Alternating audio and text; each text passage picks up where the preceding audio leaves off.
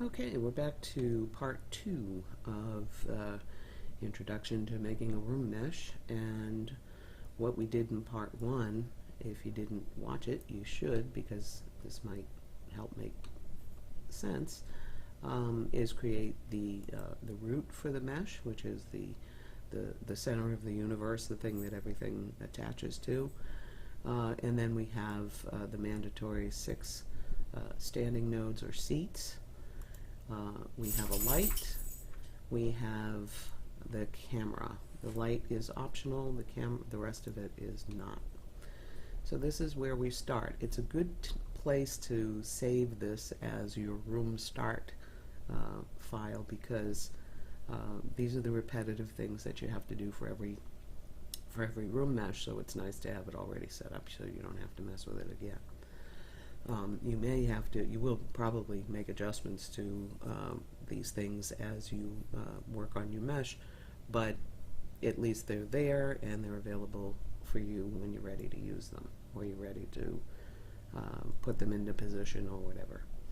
Okay, so let's start now on the mesh part of it, because we've got essentially a start on the minimum required stuff.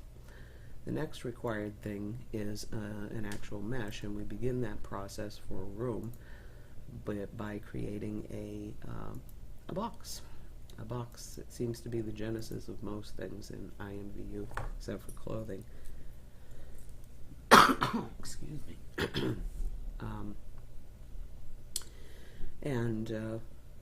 You can reshape that box or add another shape to it or whatever. But a box is usually a good place to start. It's simple and it's easy to learn your basic concepts if your mesh isn't too complicated. So we're going to begin with selecting the box object, and we're going to go over to approximately the center of the screen. Don't worry if it's exactly centered. It doesn't have to be right at this point. So we're going to click, and we're going to drag to create approximately the size we want, and then we're going to move our cursor up to create the height. Now that's not obvious from this view, so we're going to try this again. I'm going to click and drag and then up, and there we have the basic box shape. So now we're going to go down to our friends down here, the little coordinates windows, and we're going to zero things out like we did for the root, so that we get it in the center of the space, which makes it a little easier to center it around the root, and it also makes turning the room more easier. So we've got our box now, but the problem with this is we can't really see what's in it. We can't see the inside. How do we make a room if we can't see the inside? So there's a couple of things we need to do. First thing we need to do is click on the box, right click, and go to Object Properties. From Object Properties, you'll see a lot of stuff here that you don't really have to care about. Now, you might think that the obvious thing is to make the room see-throughs, but that wouldn't be the case. You need to click this box, which is Backface Cull, and you'll see the effect of that when we do the next step. So let's say OK to this.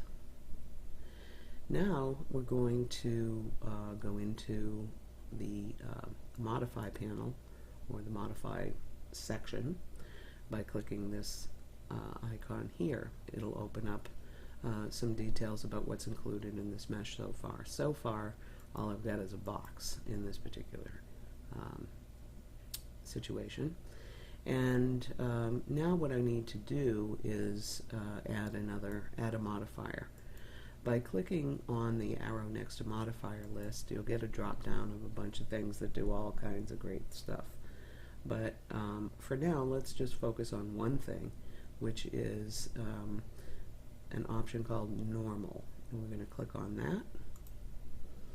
And voila, we've got our cutaway box. As we turn it, the walls or the sides will appear and disappear. And that's the culling part of it, is culling out the sides. Now, depending on your view. The normal part of it is which way is the right way, or the right side for the textures. And in this case, by adding a normal, we've basically flipped them on the box from being on the outside to pointing in. So now the right side, if you will, is going to be focused inward, is going to be displayed inward, and we'll see that when we start adding some textures. For right now, let's just continue with the box.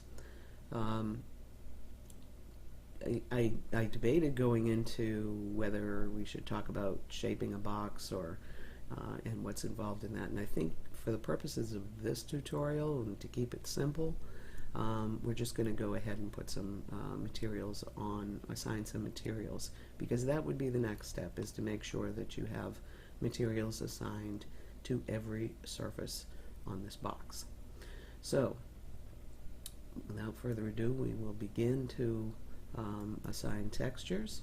First thing I'm going to do is go over to my materials editor, and that's a little globe thing here. I believe there's another way to get to it. There's usually like 5 different ways to get to the same place, but this is the one that I use, which is the little ball here with the checkerboard on it. So I'm going to click on that, and that will pop open this menu. Now, what I've done is I've gone ahead and created a texture or a series of textures for this, because I did a previous version of this tutorial and had created the textures. Okay, so what are we looking at? What we want to do, and let me just start with a blank so that it makes more sense, because this is where you're going to see it. Pick one of the, in the display here, pick one of the white balls or spheres, and select that. Now initially it's going to start out as a default, and it's going to assume that you really only want to map one texture. So you don't really have the options here to put in more than one material until you change this. So let's click on Standard, and let's select instead Multi-Sub-Object. You can double click or click an OK, whatever you're comfortable with. Now it's going to say, do we want to replace the material? It's assuming that there are materials there, but there aren't, so it doesn't really matter. We can just say OK. Now I've got a different look to things here. I've got, a bunch of things saying material number such and such, standard, blah, blah, blah. And it's all sequentially numbered.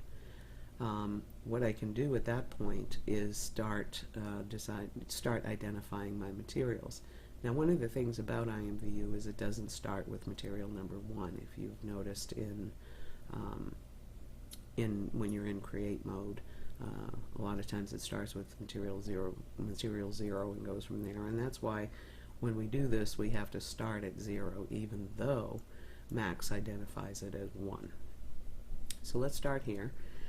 We're going to click on this button where it says 03 Default Standard, which is taking its name from here. We're going to click on that, open it up, and now we've got some other options. I generally don't bother with a lot of this because it really doesn't matter. I'd see that in the client. What I want to see is the texture. So I'm going to click on this little box here. We have ambient, diffuse, and specular. We don't use specular. Ambient, not really. And diffuse is really what's going to get used by IMVU. So let's focus on that. This gray box is sort of saying what light is going to be used on it, whether it's going to be light gray, or which would be give it better contrast, or white, which would be very bright. We're going to leave it alone and just click on this nondescript little box you could easily miss, and yet it's so important because this is where you're going to define the texture for this particular material slot. So we're going to go to Bitmap, double click on that and open it, and you're going to get a dialog that's going to ask you, what do you want to put here? And I create a series of textures that I use for making derivables. You may have seen them if you've seen derivables in my catalog, but these are the materials I use. So I would select the first one, which helps me to keep track, as 0, and open that. Now here I'm going to get a bunch of other options that I'm not going to spend much time with. Instead, I'm going to go back up here, use this drop down, and head back up to that list. I keep rolling down too far. And head back up to that list. So now I know I have a material here, and I'm going to rename it so that I can tell what it is. And in this case, I'm going to call it 1. No, I'm going to call it 0, and open bracket, 0, close bracket. Okay, this is a naming convention that you have to use when you're identifying your materials. This part, the word 0, doesn't matter all that much. It's just for your purposes. And then after that is the number. That does matter, and it has to be sequential. And it has to be in these brackets. Another thing that we'll want to do is make sure that this is selected, which is Show Standard Map and Viewport. So click that, and you can tell when the button's down or up when it's selected or not selected. It gets a little dark outline around it, depending on what your interface looks like. So we're going to say Show Standard Map and Viewport, and we're done with that one. We see that here, instead of an empty box, we have an M. That says I do have a material defined for this, or a map defined for this. So then I'm going to go to the next one, and in this one, let's just call it 1, open bracket 1, 1, and close bracket.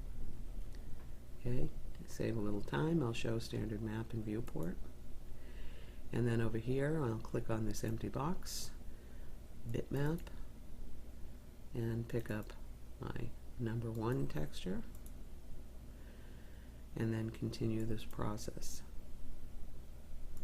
I'm going to call this one 2, open bracket 2, close bracket, show material in viewport, and bitmap, and 2. And let's do one more. I'll call this one 3, open bracket 3, close bracket, show material map and viewport, get the material, and okay. So we have 4 textures defined here. Now what's also helpful is to use a name on each one, because then you know you're picking the right one, especially where these numbers aren't in sync. So for instance, texture 0 is according to IMVU is actually texture 1 according to Max. Texture 1 is actually, according to IMVU, is actually texture 2 according to Max, and you'll see how this plays out.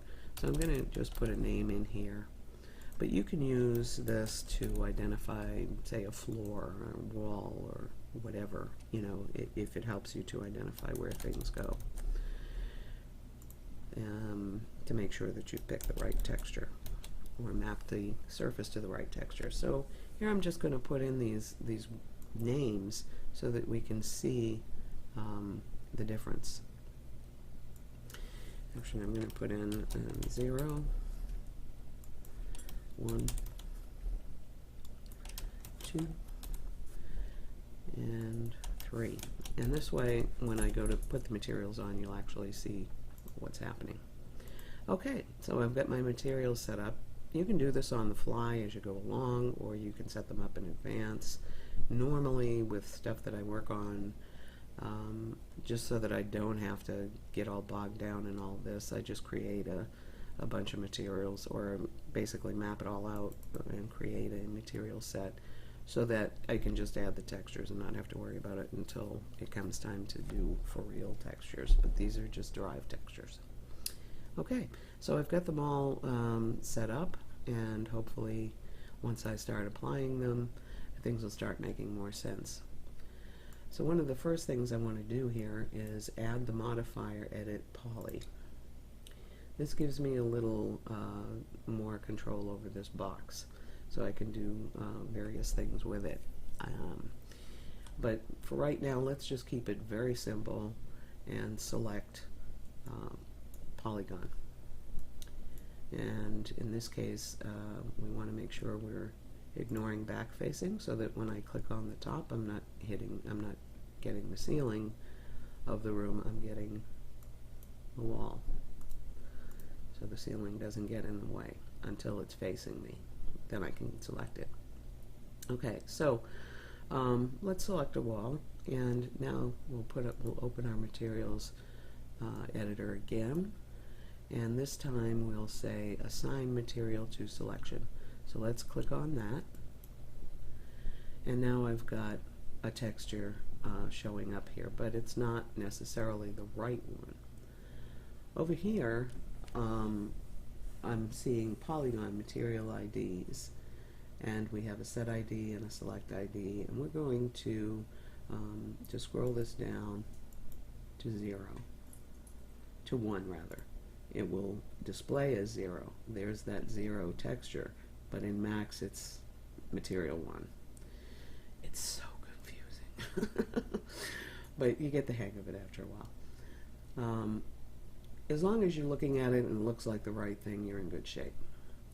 So next we'll select this one, and what's happened is actually when I used this option to assign material to selection, it's pretty much assigned something to every surface on this mesh, but that's okay, because now I can go in and change it. Here by default, or for some reason, it said, oh, you want material 5. No, I don't have a material 5, so I'm going to back out, back up, and back up until I'm at 0, and then maybe I want that wall to be material 1.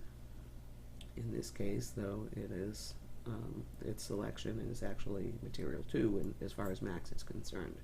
So let's not belabor that point. All right. Now we've got things that look backwards, and we're going to fix that. Now this wall has material 1 on. We'll make this one material 2. Okay. And here we'll put, oops, rolling around, material 3. Okay. The ceiling already has the texture, but we'll make sure that's all selected. And we are good to go.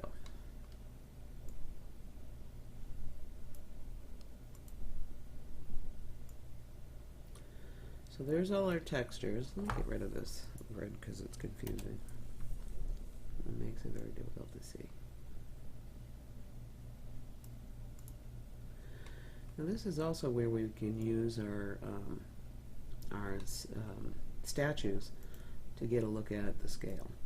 Is this ceiling too high for an avatar that tall? And so we can look at that and say, well, it's a little high. I think what I'd like to do is bring it down.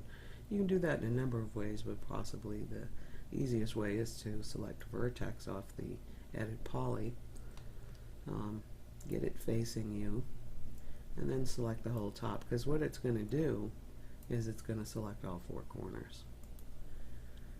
And then use the move tool and just bring it down a little bit.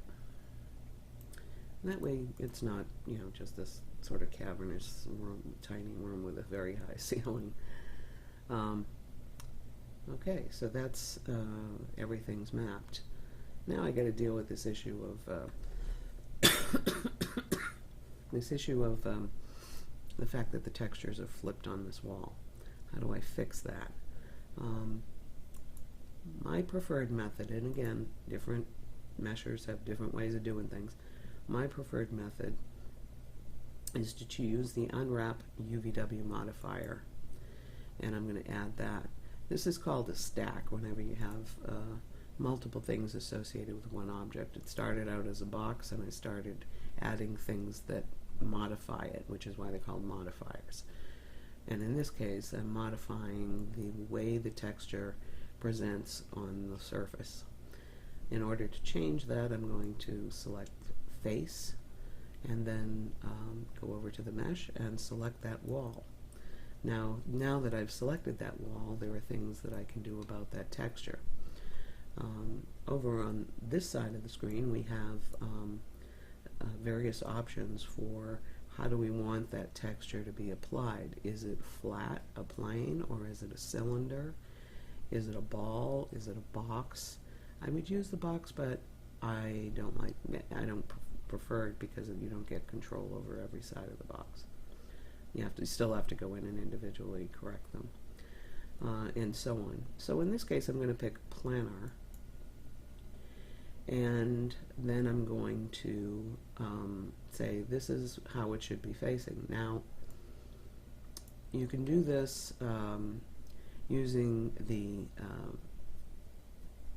X, Y, Z coordinates and say, well, that would be Z because it's kind of facing that direction. I'm sorry, or X rather, because it's facing that direction. And that would be fine, but it's still going to be backwards. So the best thing I can do here is do a best align, and it's facing in the right direction.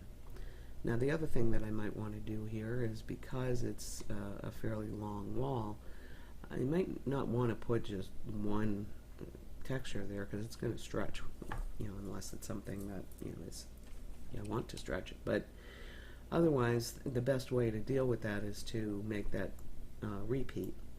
Again, there are other ways to do this. My preferred method is in Unwrap UVW. While it's selected, I would click on this menu item, this button right here, which says Edit. When you do that, it'll pop open another window that'll show you exactly how that texture is mapped as a single iteration that's going to spread out over that whole surface. So I can decide that instead of just having it appear one time, I can have it tile so that it appears 3 times and stretches less. And I would do that by selecting it and then coming into the Edit UVWs and just stretch that out to reflect the number of repetitions that I want. Because when I look at this, I can see that I have one, let's get rid of that. That I have one box. That's one repetition. So if I go further beyond those boundaries, I'm creating repeats. So in this case, I've made it repeat 3 times. And so I'll go through the mesh and look at it and say, well, that's backwards. So I'm just going to do this planar, best align, and again, since it's a floor, I might want to have it repeat a few times, so that, because most people use floor textures that tend to be seamless, repeatable textures. So it's a good idea to keep floors and ceilings repeatable. Here, same deal, planar, best align, done. Go to edit, and maybe I'll make that 3 repeats as well. So now that texture will repeat 3 times. And here, same thing, planar, best align, and maybe I'll only have this one repeat twice. Okay. And so on. So you just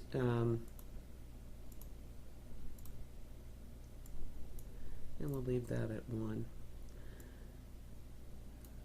And ceiling, I usually do repeats on the ceiling, but you get the idea. So making sure that every surface is mapped or assigned with a texture, making sure that your textures are oriented in the right direction. In other words, your wall texture isn't upside down. Checking it over for distortions. If anything looks stretched or not quite right, sometimes it can be hard to tell, depending on what you use for your materials. And sometimes on particularly tricky things, I will choose another material so that I can make sure that it's not going to be stretched or whatever. So I'll go over to, let's say,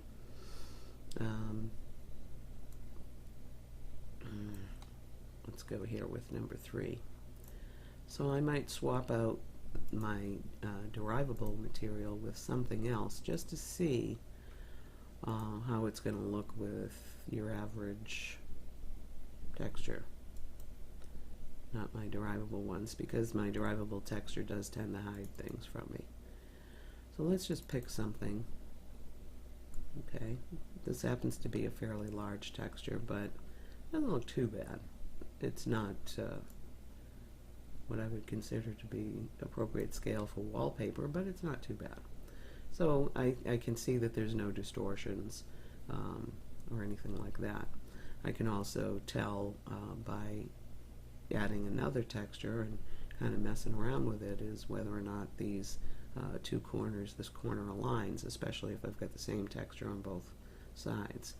So you want to make sure that those are lined up properly. So there's a lot of stuff you just need to eyeball, and in some cases swap out some textures and see it in with a different texture, so that you're making sure you didn't miss anything. All right, so that's pretty much the mesh as it is, and we're not going to worry too much about how the textures look on this or what textures I use. Doesn't really matter, because I'm going to be assigning textures when I get to IMView.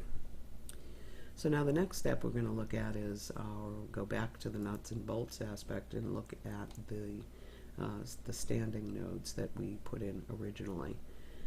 They're in a row in the middle of the room, which is probably not what we want to do. So we can decide where our entry point is and maybe pick 3 of them and move them.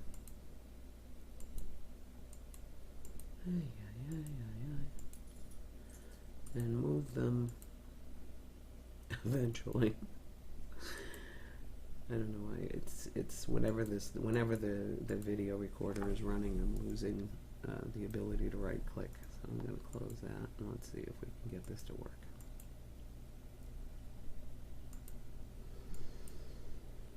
Gotta love the technology. All right, just a sec. Be right back. All right. Let's try this again. So I'm going to move, and I'm going to reselect those nodes again. So I'm going to take about 3 nodes, and let's assume this wall is where the door is. So we'll put these over here, and then we can scatter these others across the room.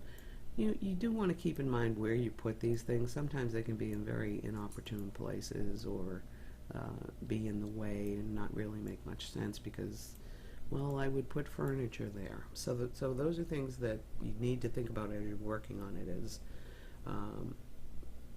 would it be likely someone would be to put a piece of furniture there? Usually the rule of thumb I try to use is to look for things like stairs and doorways and transition points in a room where people are unlikely to put furniture.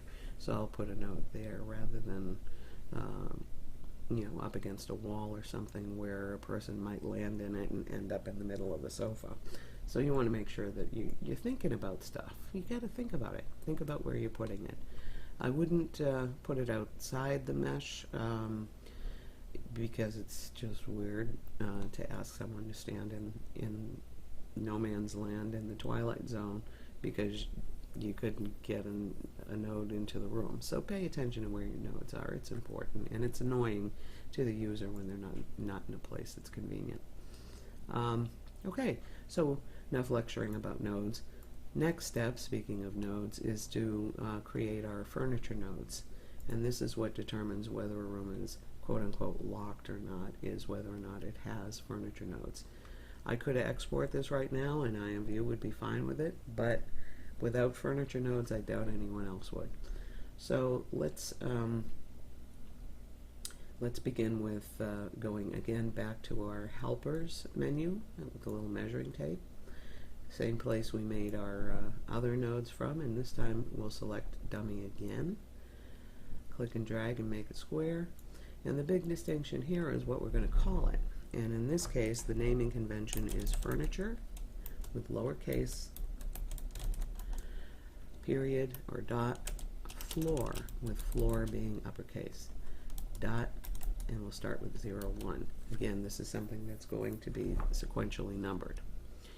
All right, so now that we've got that in place and we know that it's pointing up, which is important, pay attention to where the z-axis is, especially if you're making these nodes from this angle or a different angle. You know, it's going to depend. It's going to be relative to what direction you are facing. Generally, a good idea to make nodes from top-down view. That way it's always oriented the right way. Okay, so we'll drag this over here. And now it's kind of a matter of guessing. And there are different ways that you can clone furniture nodes, such as arrays and so on, that, you know, you can just wave your arm and you have furniture nodes. But I like to have a little more control over that. So I would prefer instead to take that node, hold down the Shift key, drag it, and decide, eyeballing how many I could possibly fit here. This time when I copy, I'm going to make maybe 4 more. So let's say okay, a little short. We're going to bring in 1 more. Okay, now I can turn this at an angle, and because this is a pretty rectangular room, it's not very complicated. It's really easy to do nodes, but in some cases it's a little more tedious because you got to work around features of the room. So here are our furniture nodes, 1 row of them. I'm going to click and drag, and again I'm going to say, whoops, let's just try this. I've made a duplication of that entire row by looking at it from the side and selecting, drag and select. That selected all of those nodes. Then I was able to just drag them forward and make another row. And I can continue to do that again, and this time I can say, make me 4 rows. Okay, not quite full yet, but I can keep going 1 more. And now I've got all my nodes. Remember, I mentioned about the numbering situation with things that IMView doesn't like objects that are numbered with 3 digits if they're under 100. IMView prefers 2-digit numbers. It's incompatible. You would have some problems with IMView recognizing these nodes if they're numbered with 3 numbers. So for instance, 006, IMView might not know what that is. So what you need to get in the habit of doing once you've done all this is you select all your floor nodes. So you click Shift, go down to the last one, and OK. Now that's selected all of them. Here I'm going to go to the Tools menu, and I'm going to select Rename Objects. Now here, because I've got all of these selected, I'm going to go with selected as what objects I want to be affected. I want only the selected items to be renamed. So I can define what the base name is. In this case, that's going to be furniture. As we remember, there's case sensitivities, so we want to make sure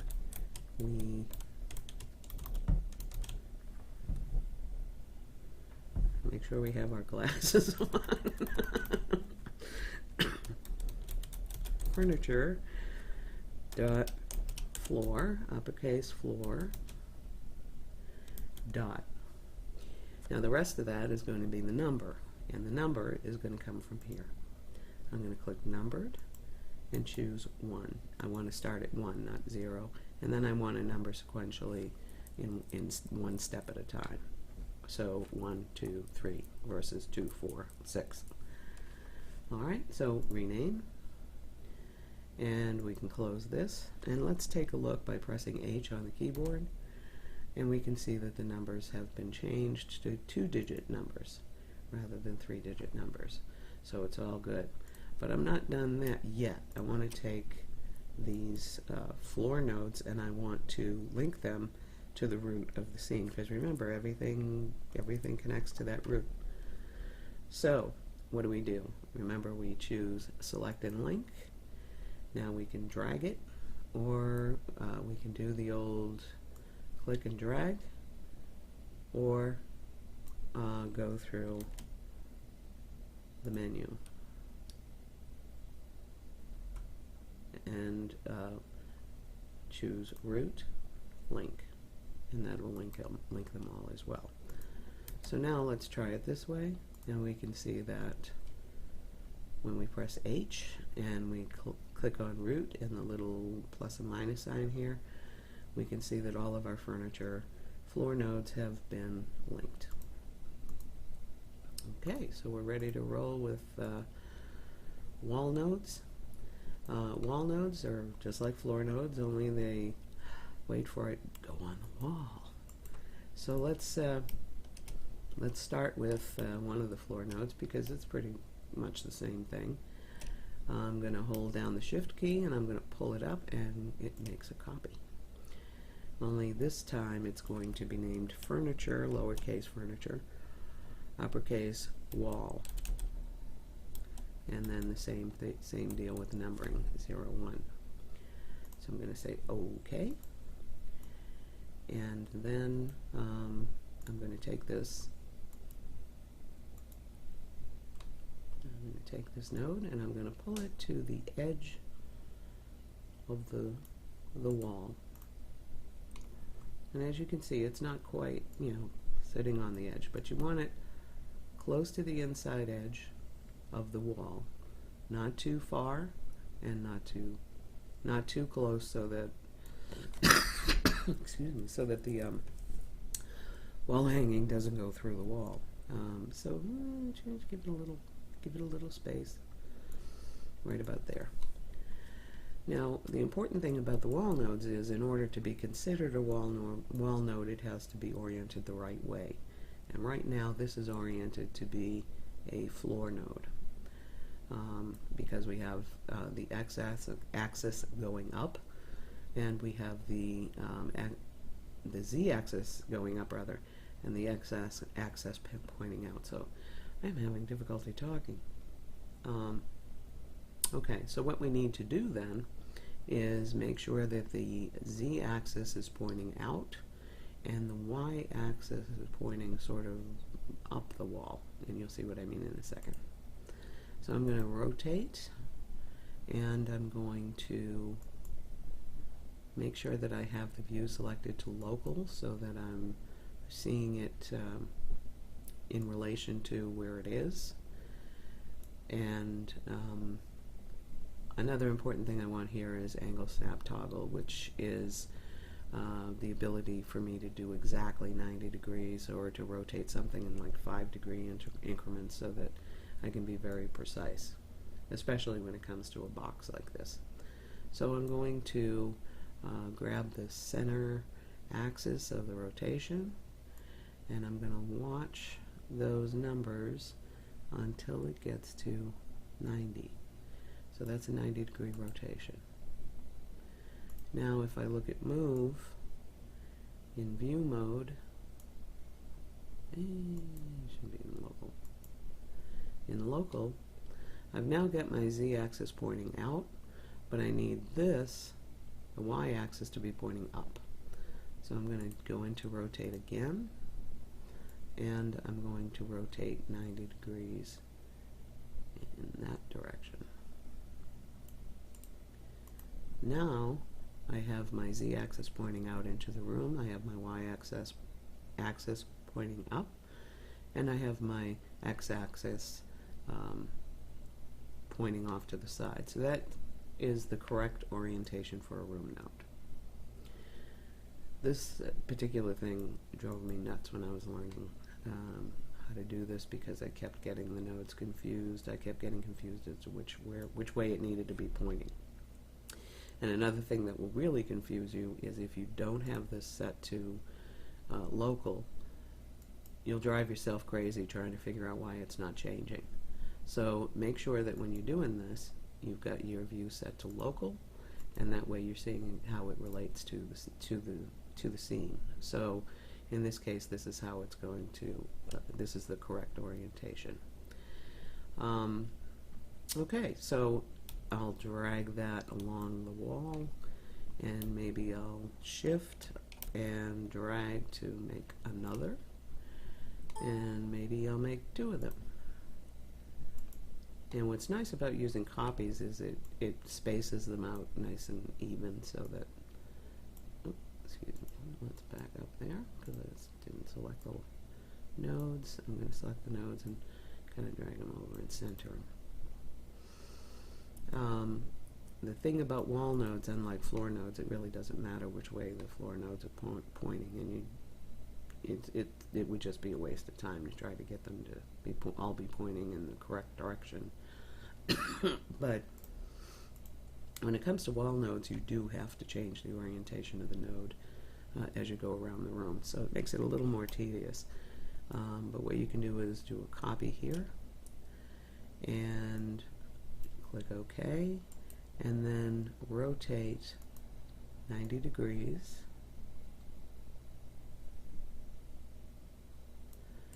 and then move it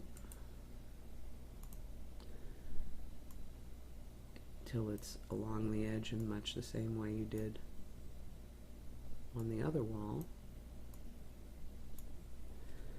And then you can click and drag to copy and make new nodes, so that there's 3 nodes on that wall. And then you have to repeat this process as you go around the room, so that the nodes on the wall are always pointing into the room, or always oriented in the right direction.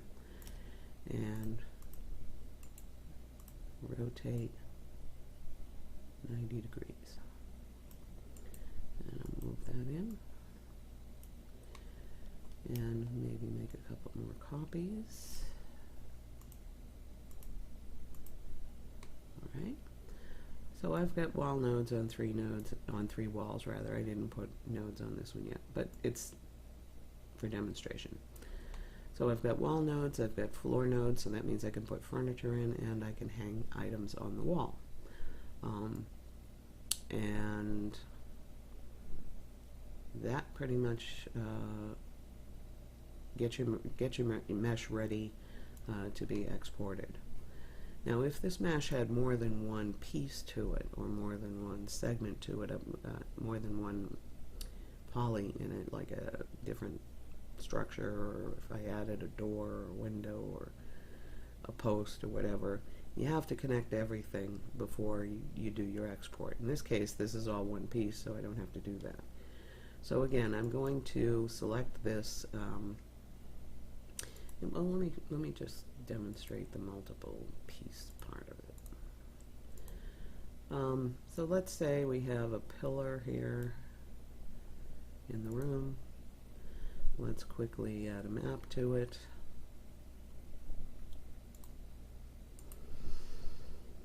And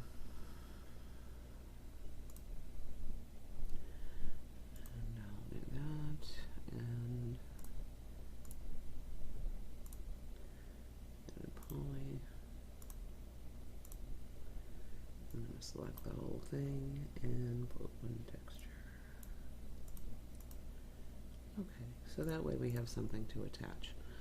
So now, let's assume this is a column of some sort. I'm going to pull it down so it fits in the room nice. And let's see what happens from here. So I've got this column and I've got the room, and now I want to export all of it. So let's start out with the room, and there's a couple of ways I can do this. I can either do a collapse all, which will render it down to an editable poly, or I can do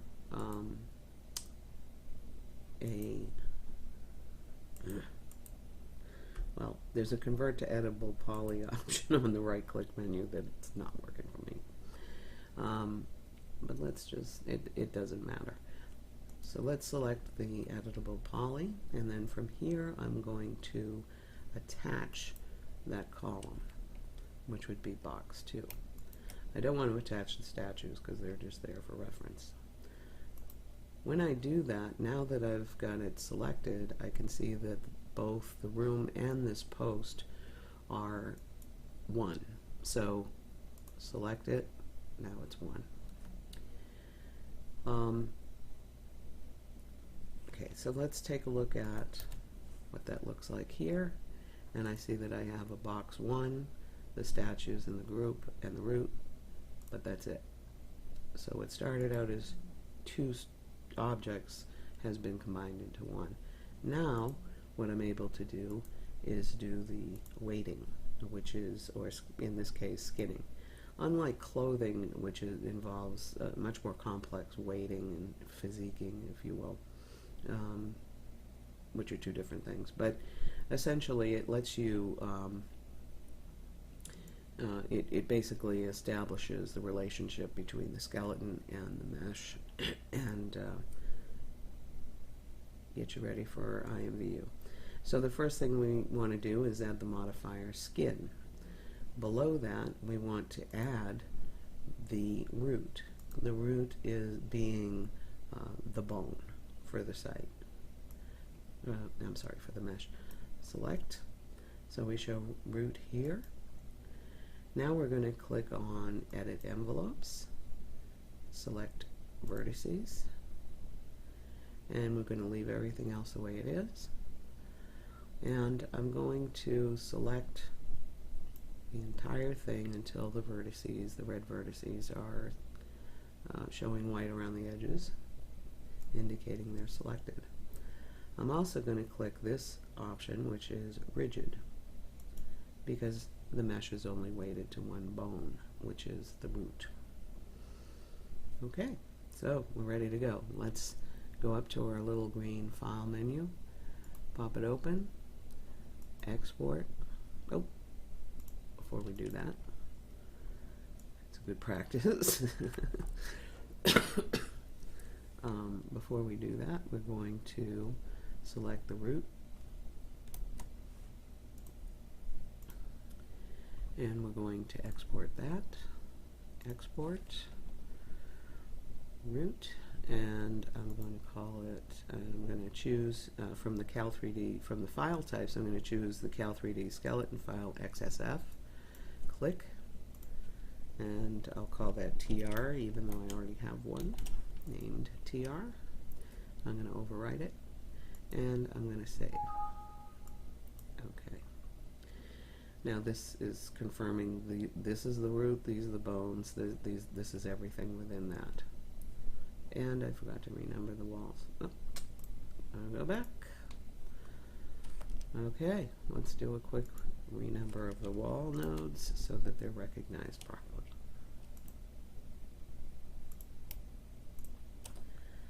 So I've got them all selected. Tools, rename, furniture, lowercase, wall, dot, furniture, dot, wall, dot, numbered, base number is 1. Rename. Let's take a look now. Now they look right. Okay. So let's try exporting that skeleton file again. Export. Save as type will be Cal3D skeleton file XSF, and I'm going to name it TR because I want to overwrite that file. Let's save it and say yes. and now I can confirm that it's all right. And click Finish, and that part's done. Now, the reason why I had to do that first is because when I export this mesh after having done the skin, added the bone, added the root as the bone, done edit envelopes, and selected, and also made sure that rigid was checked. Now I can export it, and what's going to happen is it's going to ask me, well, first of all, we've got to tell it that we want it to be a mesh file. A mesh file format is XMF. So let's select that. So we want to save that as a mesh file, XMF. And we want to give it a name, and it can be the same as the skeleton because it's different. It has a different file type, but I often make them the same so that I can match up the skeleton to the mesh. Alright, so I'm going to make that a TR as well, save it, and say OK to replacing it. Now the reason why I needed to do the export of the skeleton first is because the first thing it's going to ask me is what skeleton file do you want to use. So that needs to be defined first. So I browse here and I see that I have this XSF file, and I'm going to select that, and then I'm going to click Next. This you can ignore, leave them at the default values, and this you can ignore. Next, and Finish. There's nothing else to do. Finish. So often when you get going on this, you'll be click, click, click, and you're done. Okay, so we've got our skeleton, we've got our mesh, we've got some materials assigned, we've got them oriented right. Next up is create mode.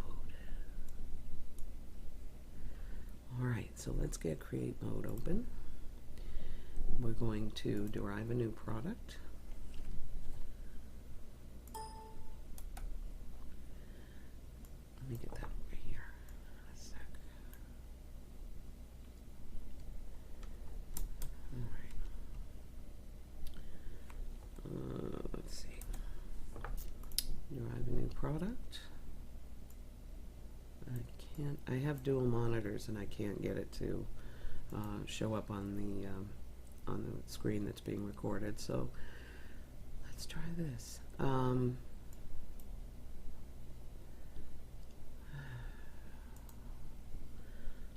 a new adventure. Derive a new product, and I can't seem to drag it. That's a problem. But select rooms and furniture, or just leave it where it is. And for the product ID you derive from, use 512. I find it's a little easier. So you specify what you want to make. I don't choose anything usually. I just specify the product ID of 512. That is the basic beach derivable that IMView offers. And it just has less texture, so there's less to deal with. Okay, so here we are. This is our starting point. We're going to go to the config option, so the config tab, and we can see that it says add XSF. What does that mean? Well, we're going to go and find out. That is where we will find, first we have to locate our file. That's where we're going to find our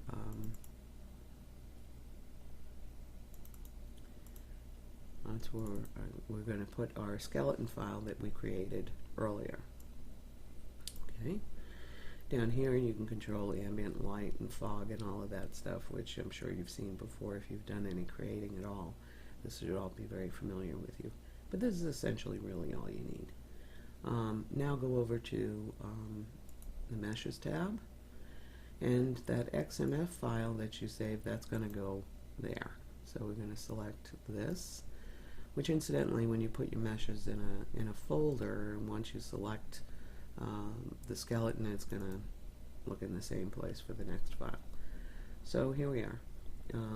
There's the mesh. Now, we're not seeing it yet because we haven't applied it, so I'm going to go ahead and apply it.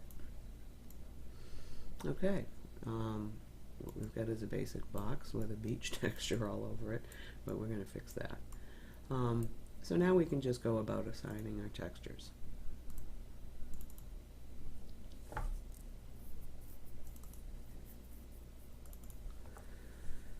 Alright, there's my texture 0. Apply. And I'm going to take this opacity off.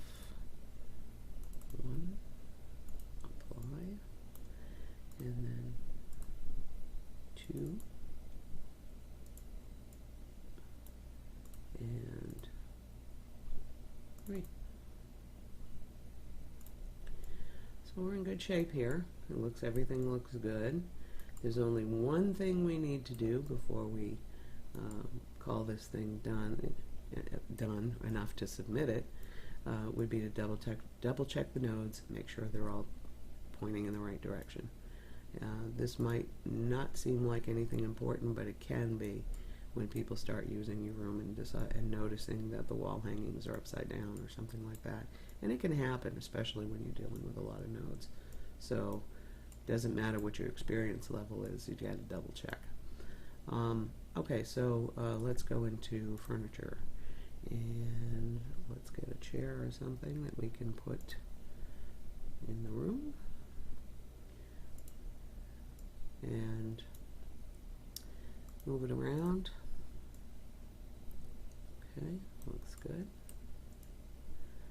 And it looks okay. So everybody's happy here. The next thing we want to do is check our wall nodes.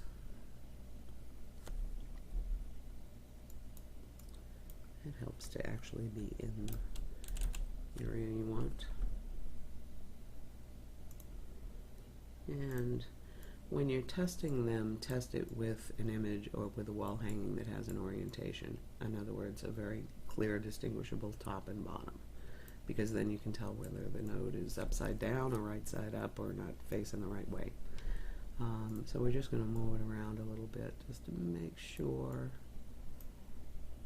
all the nodes are oriented in the right direction, because otherwise it can be very embarrassing. Alright, so that's pretty much it. You don't have to take furniture items that you throw into the room out before you submit it, because of course they won't get submitted with the room, but it's nice to have a clear picture of what it's going to look like. At this stage you could do your screenshots, make your icon, and do all of that before you upload. And then that way you got your icon ready and your screenshots ready, and it's good to go. So save it, upload it, and that completes the process. I hope this was helpful and enough to get you started. If you have any questions, just leave me a comment or message me. But try to keep your questions specific and down to one concept, because I can't give you a whole tutorial in a message. So if you could leave me some feedback, let me know what you think. And I'm kind of new to these tutorials. I'm kind of winging it here, so forgive the glitches, but hopefully you're still able to get something out of it. Thanks a lot for watching. Have a great day.